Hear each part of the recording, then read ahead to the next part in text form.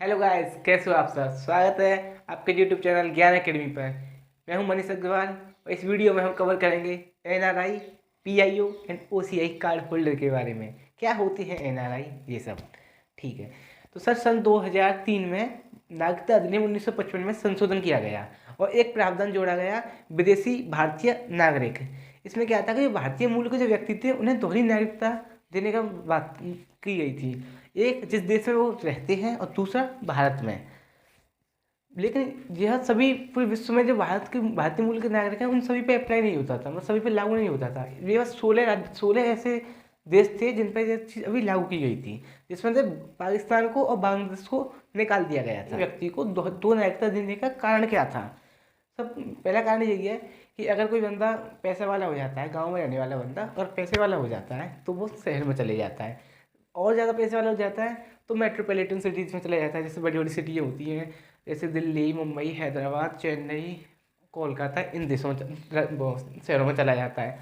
लेकिन अगर उनसे भी ज़्यादा पैसा वाला हो जाता है तो वह देश से बाहर ही चला जाता है ना। तो भारत सरकार तो क्या होता है कि अगर कोई व्यक्ति जो शहर में चला जाता है वो अपने गांव में आता है तो गांव के इसको देखकर, इंफ्रास्ट्रक्चर को देखकर और लोगों की दयनीय स्थिति को देखकर कुछ ना कुछ डोनेट कर जाता है, दान दे जाता है उनको, उनको प्रमोट करने के लिए कुछ ना कुछ देता है। तो भारत सरकार की यही रणनीति थी कि अगर वो बंदा विदेश में रहता है और भारत में आएगा आएगा भाई, तो कुछ ना कुछ उससे देखेगा और कहेगा कि यार मेरे इसमें जन्म हुआ था, मेरे पिताजी का जन्म हुआ था, दादाजी, कोई ना कोई कुछ ना कुछ तो मैटर्स, अपना रिलेशन अपने देश के प्रति मानेगा, तो वो कुछ ना कुछ देगा।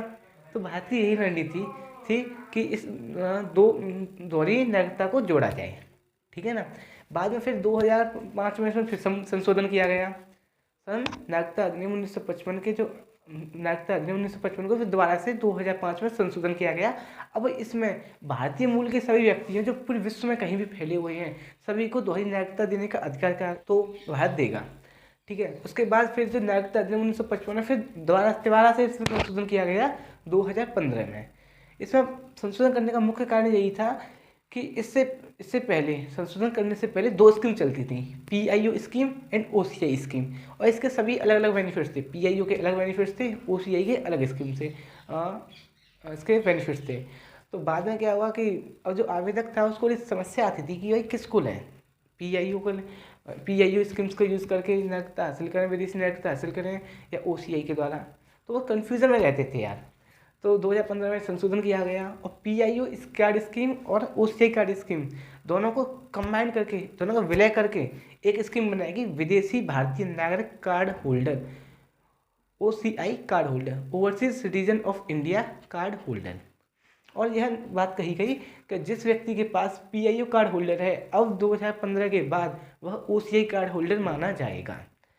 ठीक है, अब हम समझेंगे कि कोई व्यक्ति ओसीआई कार्ड होल्डर कैसे बनता है, उसे क्या क्या अधिकार प्राप्त होते हैं, उसे वह उसका ओसीआई कार्ड होल्डर का परित्याग करना चाहे तो कैसे करेगा, या भारत सरकार उसके कैसे रद्द कर सकती है, ये सब जानेंगे हम। ठीक है ना।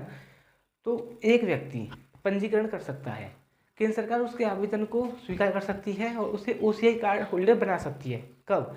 जब वह व्यक्ति संविधान लागू होने के समय या उसके बाद भारत का नागरिक होता है, तब वह व्यक्ति जो संविधान लागू होने के समय या उसके बाद भारत का नागरिक होता है, लेकिन बाद में फिर उसने नागरिकता छोड़ दी हो, तो वो व्यक्ति भारत का नागरिक माना जाएगा, मतलब विदेशी भारतीय नागरिक माना जाएगा।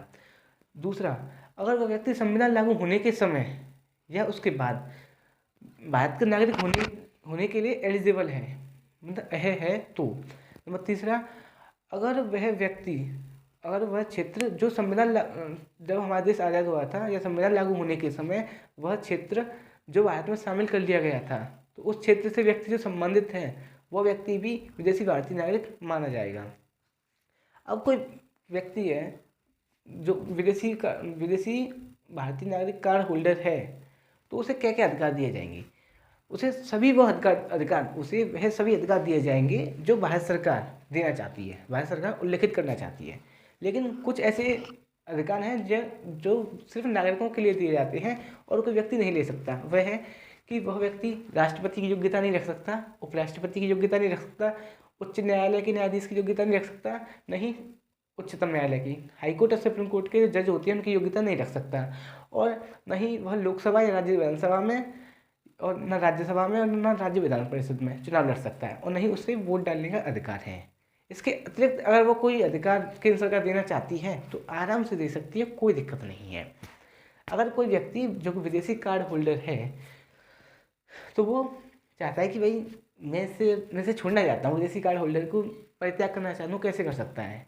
अगर वो ऐसा व्यक्ति अपनी मर्जी से इस प्रकार की घोषणा करता है कि इस प्रकार की घोषणा करता है और केंद्र सरकार को इस प्रकार का रजिस्ट्रेशन देता अपने एप्लीकेशन देता है, तो केंद्र सरकार उसके विदेशी भारतीय नागरिक कार्ड होल्डर को समाप्त कर देगी, और उसके जो पत्नी होगी जो कि विदेशी मूल की होगी और उसके जो नाबालिग बच्चे होंगे वह भी विदेशी भारतीय नागरिक के जो उपाधि धारण किए हुए थे या विदेशी नागरिक का दर्जा प्राप्त किए हुए थे, उनकी ये नागरिकता भी समाप्त कर दी जाएगी उसी समय से।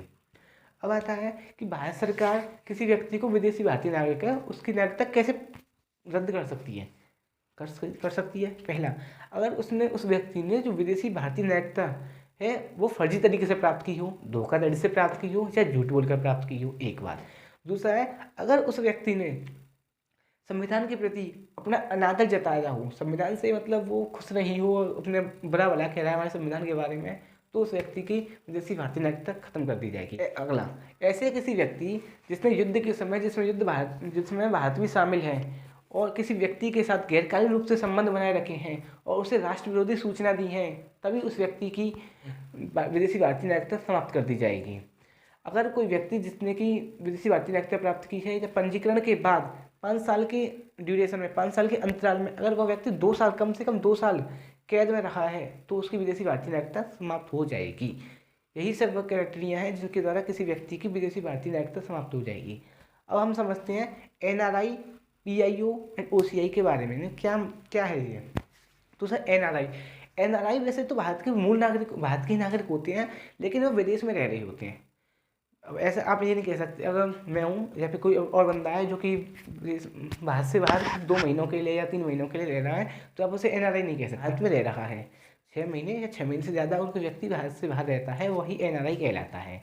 किसी पढ़ाई की वजह से या अपने पेशेवर प्रोफेशन की वजह से किसी भी कोई व्यक्ति रहता है, तो इस प्रकार के व्यक्ति को NRI को सभी प्रकार के जो नागरिक को जो अधिकार होते हैं वही सभी अधिकार इस व्यक्ति को भी प्राप्त होते हैं।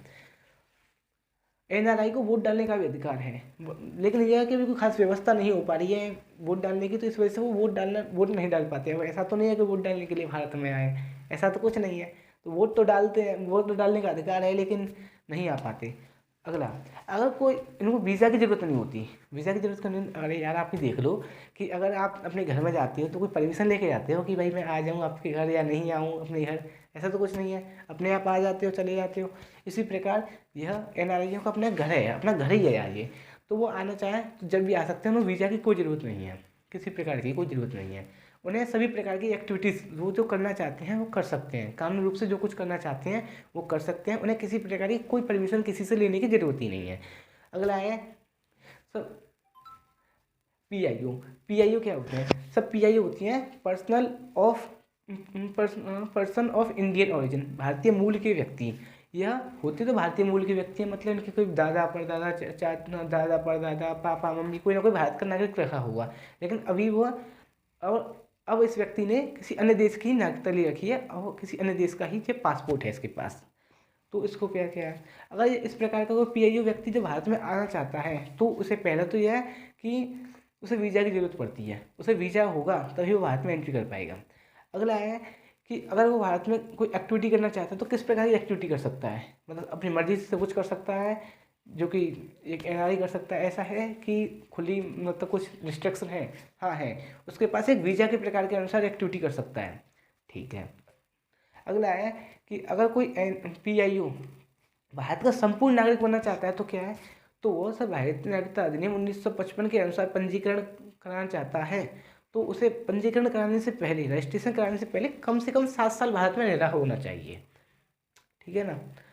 और PIO को कुछ खास विशेष फैसिलिटीज़ नहीं मिलती हैं, वो नॉर्मली सब फैसिलिटीज़ रहती हैं उसके पास। PIO के पास कोई खास ज़्यादा फैसिलिटीज़ नहीं रहती हैं। अब अगर कोई PIO भारत में रहता है और 6 महीने तक भारत में रहता है तो उसे कोई बात नहीं है, 6 महीने के बाद वो भारत में 6 महीने के बाद ही भारत में रहता है तो उसे FRRO को या लोकल पुलिस स्टेशन को इन्फॉर्म करना होगा अपनी लोकेशन के बारे में। अब आता है OCI card holder. OCI sir, अगर जैसे OCI भारत में आना चाहते हैं तो इन्हें किसी प्रकार कोई भी वीज़ा की ज़रूरत नहीं होती, आराम से आ सकते हैं। नंबर दूसरा है, यह वह सभी प्रकार की गतिविधियाँ कर सकते हैं जो करना वो चाहते हैं, किसी प्रकार की कोई भी गतिविधियाँ कर सकते हैं। लेकिन इसमें यह है कि वो रिसर्च नहीं कर सकती, मतलब शोध कार्य नहीं कर सकते, कर भी सकते हैं लेकिन वो उसे FRRO की परमिशन लेनी होगी इस मैटर में। अगला है कि अगर कोई विदेशी भारतीय नागरिक भारत की संपूर्ण नागरिकता रखना चाहता है तो उसे क्या मिलेगा। तो सर, उसे अपनी विदेशी भारतीय नागरिकता के लिए 5 साल तक भारत का विदेशी भारतीय नागरिक रह चुका हो, और भारतीय नागरिकता के लिए पंजीकरण कराने से पहले वह कम से कम 1 साल भारत में रह रहा होना चाहिए। धन्यवाद। आशा करता हूँ आपको ये वीडियो अच्छी लगी होगी। अच्छी लगी है तो लाइक कीजिए, और चैनल सब्सक्राइब ना किया हो तो सब्सक्राइब कीजिए। धन्यवाद।